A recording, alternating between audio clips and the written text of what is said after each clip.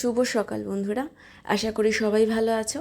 আস্তে আস্তে একটু ওয়েদার চেঞ্জ হচ্ছে, একটু ঠান্ডা ঠান্ডা পড়ছে এবং বিয়ের মরশুম কিন্তু শুরু। আমাকে যারা গায়ে হলুদের জন্য সেট বানানোর অর্ডার দিয়েছিলে, যারা কাস্টমাইজেশনের জন্য বলেছিলে, তাদের সেটগুলোও শুরু হয়ে গেছে। তাদের সেটগুলো আমি কিছুদিনের মধ্যেই তোমাদের সাথে শেয়ার করব এবং যারা দুর্গাপুজোর আগে বা দুর্গাপুজোর পরে অর্ডার প্লেস করেছো সেইগুলোর কাজও কিন্তু চলছে। ভিডিওটা দেখে হয়তো বুঝতেই পারছো আমি কি বানাচ্ছি। চটপট গেস করে নাও যে কি বানানো হচ্ছে।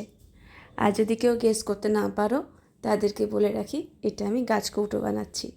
তোমাদের যদি এইভাবে বানাতে অসুবিধা হয় তাহলে তোমরা একটা ছোট সাইজের গাছকৌটো ড্র করে নেবে। আমি ড্র করিনি, তার কারণ আমি আঁকাতে খুবই খারাপ, সেজন্য আমি সেই রিস্ক নেইনি। তাই আমি এখানেই বানাচ্ছি, ডিরেক্টলি বানাচ্ছি।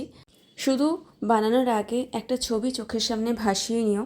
যাই বানাও, যেটাই বানাও, সেটা যেন তোমার চোখের সামনে থাকে। সেটা দেখেও বানাতে পারো বা একটা ভিজুয়ালাইজেশনের মাধ্যমেও তোমরা কিন্তু জিনিসটা বানাতে পারো। গাছকৌটো নানা রকমের হয়, নানা শেপের হয়।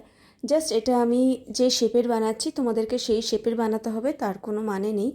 তোমরা জাস্ট টেকনিকটা দেখে নাও বা টেকনিকটা বুঝে নাও যে কীভাবে আমি খাঁজগুলো বানাচ্ছি বা কীভাবে স্টেপ বাই স্টেপ বানাচ্ছি, সেটাকে খালি বুঝে নিলেই হবে। আর তোমাদের কাছে যদি এই টুলসগুলো না থাকে তাহলে সেই ক্ষেত্রে তোমরা তুলির যে পিছনের যে পোর্শন বা পেনের পিছনের পোর্শন, পেনের ঢাকা বা তোমার স্কেল এবং ব্লেড, এগুলো তোমরা ইউজ করতে পারো এই যে কাজগুলো করার জন্য।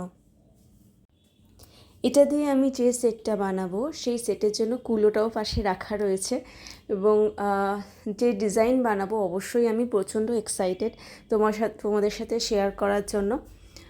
তো মোটামুটি আমার গাছকৌটো বানানো রেডি। তো এটার আউটকামটা কেমন হলো তোমাদের সাথে আমি শেয়ার করলাম। লাস্টের ভিডিওতে দেওয়া আছে, তোমরা দেখো এবং অবশ্যই আমাকে জানিও যে কেমন লাগলো। কমেন্ট বক্সে শেয়ার করো ভিডিওটা ভালো লাগলে, রিয়্যাক্ট দিও। সবাই ভালো থেকো, দেখা হবে পরের ভিডিওতে।